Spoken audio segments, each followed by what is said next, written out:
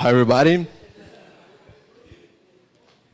Good afternoon to you all. I think it's the first time I will make a lightning talk, and by coincidence, it's my first English lightning talk too.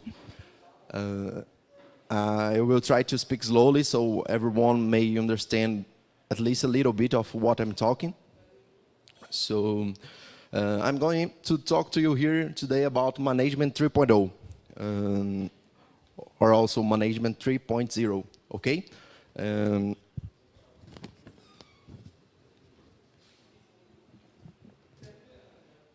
Before I start, I would like to know which one of you know anything about Management 3.0.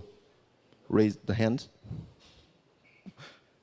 Just a few people, and that's what is nice, because the future of our company relies on a little bit of what is Management 3.0. We want to reach there. We want to go there. So what is Management 3.0? It's an answer. It's a concept that is an answer for scaling complex organizations. Scaling complex organizations, okay? It's a philosophy of how to manage complex organizations. It's an evolution from the models 1.0 and 2.0, okay? But why does it have its name? Management 3.0. What's a Management 1.0? What's a Management 2.0? I will try to explain a little bit of it and talk about the 6 pillars of the Management 3.0, okay? Okay, for many organizations, a common practice is that they are managed like machines. We call this Management 1.0. In this style of management, leaders assume that improvement of the whole requires monitoring, repairing, and replacing the parts. People are treated like machines. People are just arms, okay? We have a system where everyone has just one single function, and they almost don't use their brains. They use just their arms, okay? That's Management 1.0. In a need of scaling the ability and the capability of the people, it has surged the Management 2.0. A little bit too much? Okay. An organization applying Management 2.0, everyone recognizes that people are the most valuable asset in the company and believe that the managers should become servant leaders. But meanwhile, managers prefer keeping the hierarchy. What does it mean? All the companies start to invest a little bit more in process, total quality management, Six Sigma, and improve the abilities of their workers. So they may think more, they may help a lot in the management of the company, but still a hierarchy top-down. One leader, a lot of servants, okay? The managers, the middle managers, they kept the power on their hands, okay? Is that clear? So that's why it has surged the Management 3.0. It's a concept created by a guy named Jürgen Appelo. That's his name, I think. And it says that the management, it's so important that it couldn't be only in the hands of the managers. All people in a company, they should have some kind of power to manage a little bit of their work. So all the managers in a company, they delegate a lot of responsibilities over the team, based on all that 6 pillars I will talk about later, okay? So some people think an organization as a community or a city. You may do whatever you want as long as you allow the whole community benefits from your work. We call it Management 3.0. Management 3.0 is not yet another framework. It's not like Scrum, that you have a lot of ceremonies and a lot of methodology.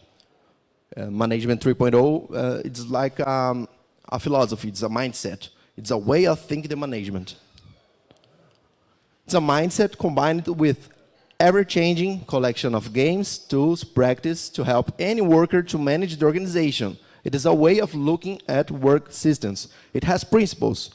You don't have to use a specific tool to apply the Management 3.0 in the organization. You have to turn the mindset of everyone, turn the culture of everyone into Management 3.0. That's why it's so hard to put it in practice. It's a philosophy of work. Okay? I'll talk about now the 6 pillars of Management 3.0. What in base the meaning of the concept of Management 3.0. The first one is to energize people. People are the most important parts of an organization, and managers must do all they can to keep people active, creative, and motivated. The first pillar is all about the people. How to engage everyone, how to keep everyone motivated. What any one of you and each one of you has as a motivator. What motivates you? People are so different from one from another, right? They have different cultures, they have different values. So if I need to energize people, I need to know every one of you. I need to know each one of you. So some tools that help knowing the personal motivators of each one of you. I brought here 3 tools that can be used in this first pillar. The first one is a mind map. I think everyone ever heard about mind maps, right? A personal mind map is a nice practice to do with all your team.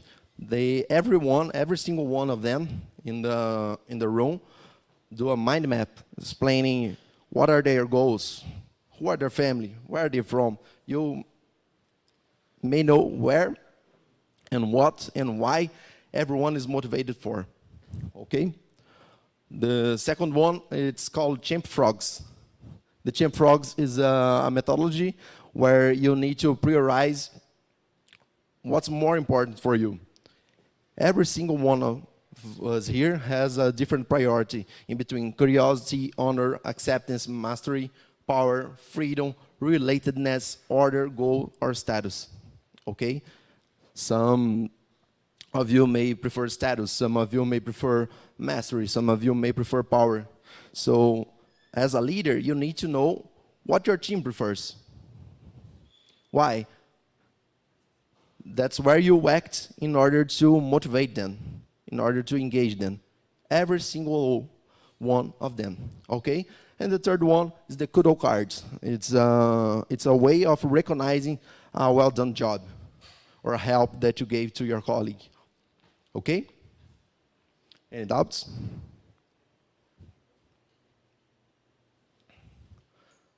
The second pillar of Management 3.0 is to empower teams. It talks about delegation and trust and self-organization. And this requires empowerment, authorization, and trust from management. And this specific pillar of the Management 3.0 is one of the most important. Why? That's where you may create the trust relationship between the leader and between the employees in the company. The leader, working together with the team, they use a tool called Delegation Poker and a tool called Delegation Board, where they together get an agreement on in which task they have which kind of power, of authorization, of delegation, since just the manager tells what to do, the first one, until it's 100% delegated to the team.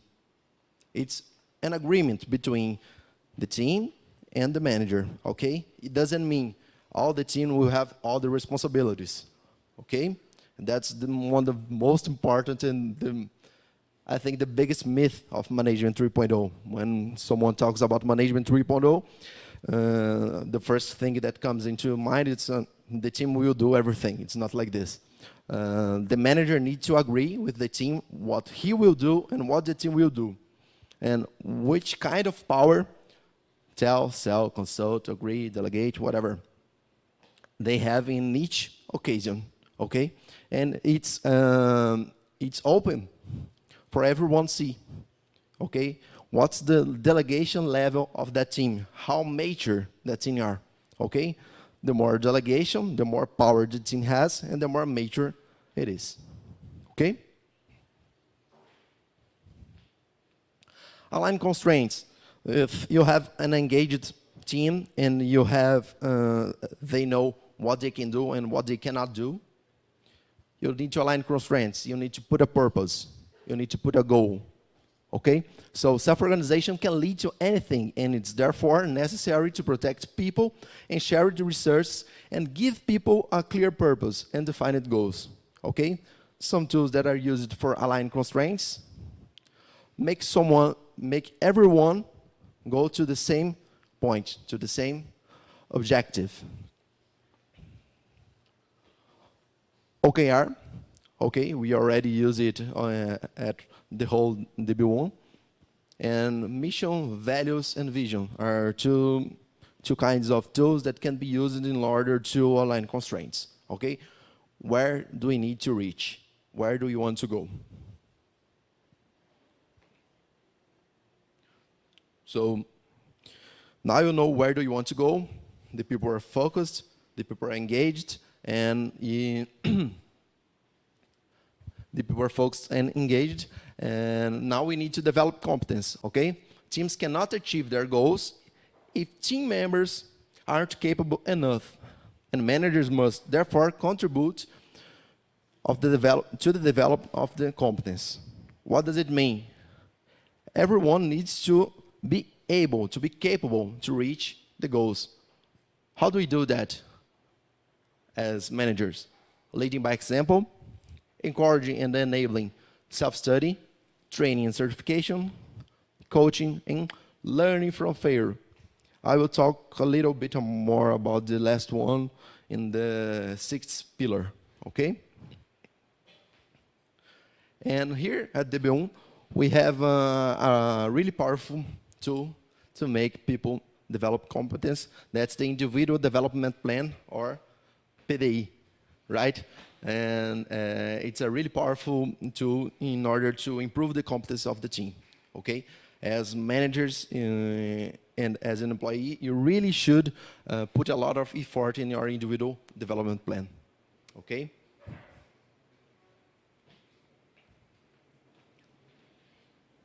Pillar number 5, growth structure. Many teams operate within the context of a complex organization, and thus it is important to consider structures that enhance communication. What does it mean? What we cannot forget about growing structure. Usually we have in organizations a hierarchy, a top-down specification with a director and a manager and the employees. And I think every one of you here has heard about Spotify culture of squads and of a lot of distributed teams and decentralized power. Okay, the secret here is to get in a balance that we call ambidextrity. You can reach whenever you want networks and whenever you want hierarchies. Okay, you can do both, right? And it can enhance the communication between all the teams and decentralize the decisions. The decisions becomes faster than before, okay? You need to hire better people. You need to hire what we call at Management 3.0, T, skilled people. T, the letter T. Okay, what does it mean?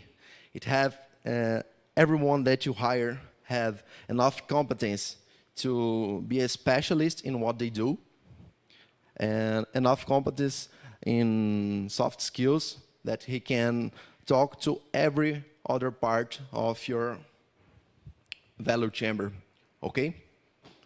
And committees. Committees are too a way of decentralizing the power and make all of the areas of the company grow together, okay? Pillar number 6, improve everything, people, teams, and organizations need to improve continuously to defer failure for as long as possible. What does it mean? It means that you need to improve everything. You need to get everything better. How do you do that? That's a strong tool too that talks about the behavior and the outcome of what behavior are you having now. You have your mistakes in the left side, the experiments in the middle, and the practice in the right side. How do we read this graph? You need to be tolerant to failures when you are experimenting. Okay? When you are in the middle column, you need to tolerate the failures because you are learning. When you are making the same mistakes, you are not learning. And when you are making the same things you do every day, you are not learning too. Okay? So you need to focus on doing the good practice on what you know that can get the job done. And you need to tolerate the mistakes when you are experimenting. So it doesn't mean we need to celebrate all of our failures. We need to celebrate our failures whenever we are experimenting. If you are failing doing the same things, there's something wrong. Okay? That's the red part of the graphic. Okay? What the fuck, dude? The fuck, dude? You screwed up. Where's your brain? Sometimes when you make mistakes, you reach success, but it's not usual, so it's just luck. Okay? But when you are experimenting, you may have success and you may not. So you need to celebrate because you learn from both. The experiments you have success, they become practices. The experiments you don't have success, you failure, they become mistakes. So you don't do it again. Okay? So talking about the network and the hierarchy. Usually in hierarchy, you do the same practices and you do the same mistakes because you are doing the same. But in networks, you are experimenting. So when you talk about previsibility and efficiencies and repetitivity, you are talking about hierarchy. When you're talking about activity, innovation, exploration, you're talking about network and experiments. Okay? Those were the 6 pillars of Management 3.0. And I think that's it. Thank you all. And up you have, you may contact me.